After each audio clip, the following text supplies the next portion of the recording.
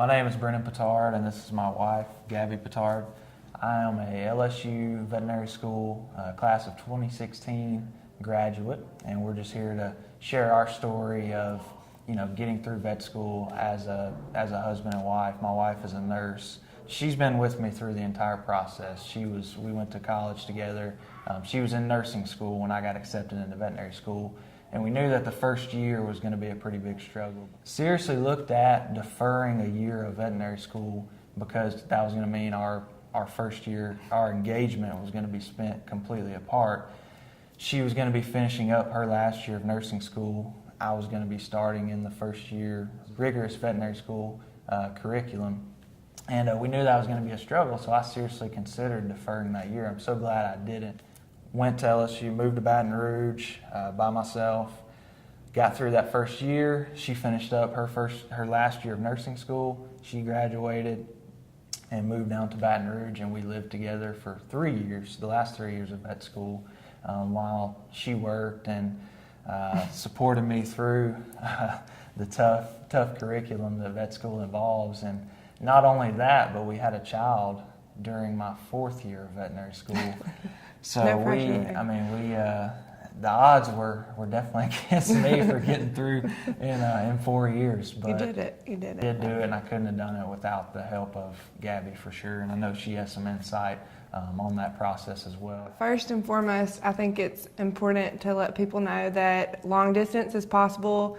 As much as it was not fun to let him go to vet school while I still had a year of nursing school left, it was my most rigorous year of coursework because it was my last year of nursing school before boards, and he was jumping into his first year and we had no idea what to expect. By the time we were married and got to Baton Rouge, he was on his feet. He knew what to expect at school.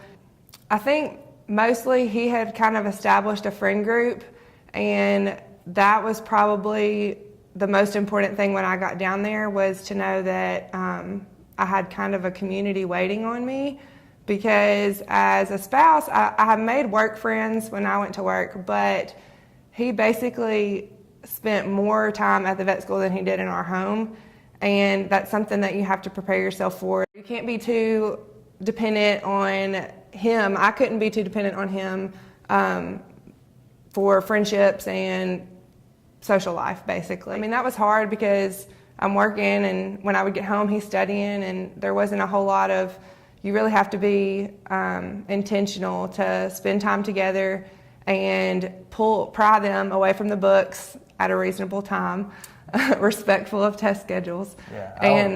I would say that's the most important thing, is make sure you make time for each other. 20 minutes before school starts, you run down to coffee call and get beignets and coffee and just spend 10 to 15 minutes talking.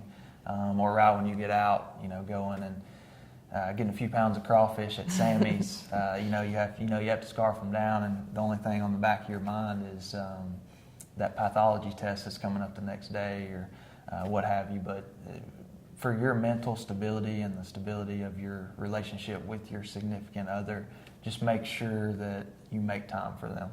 But it's really important for you to look at the big picture and know that in the long run, after everything, it's going to pay off. And so to do your part while they're in school is to help make sure they're successful and set them up for success, and see when they're getting close to burnout, and see when, kind of read between the lines and see what they're needing. And then at the same time, me knowing when to give him space or when not to complain, which is really difficult.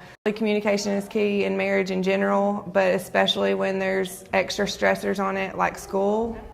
I think that covers it.